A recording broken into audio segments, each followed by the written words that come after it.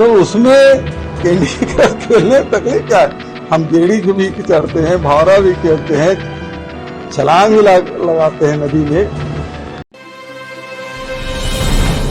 Candy crush खेलना कोई अपराध है क्या?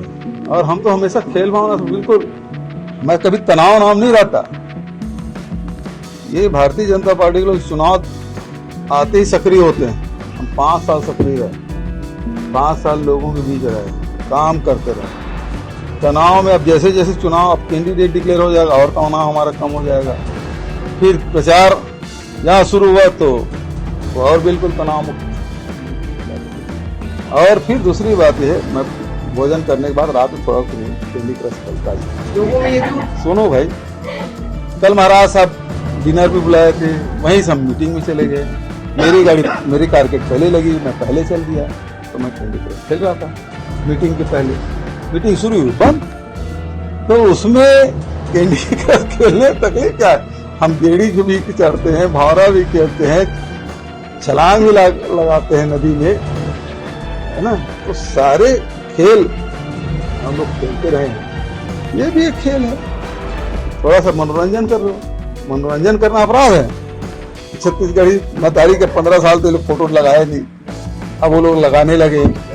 कभी छत्तीसगढ़ी नारा नहीं लगा बनाते थे, अब नारा बनाने लगे। अब हमारा नारा भी चुराने लगे। परिवर्तन यात्रा भी हम लोग किए थे।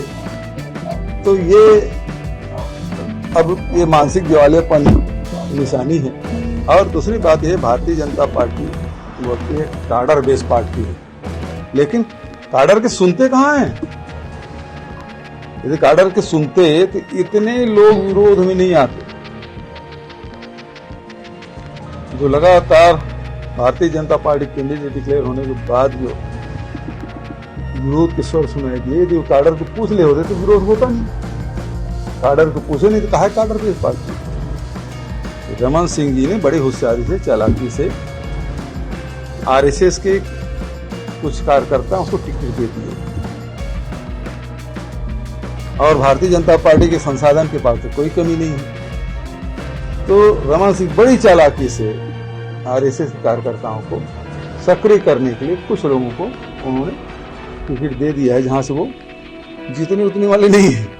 लेकिन अब उसको सक्रिय करने के लिए उन्होंने रमन सिंह के पीछे जो ब्रेन है वो अमल किया। तो केंद्र सरकार से तो मैं कह रहा हूँ, चिट्ठी लिख के बोल रहा हूँ, बोनस पे प्रतिबंध क्यों लगाया है।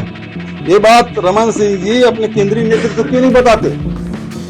अब तो उसको बढ़िया चैनल हो गया है, अमन सिंह अडानी थ्रू।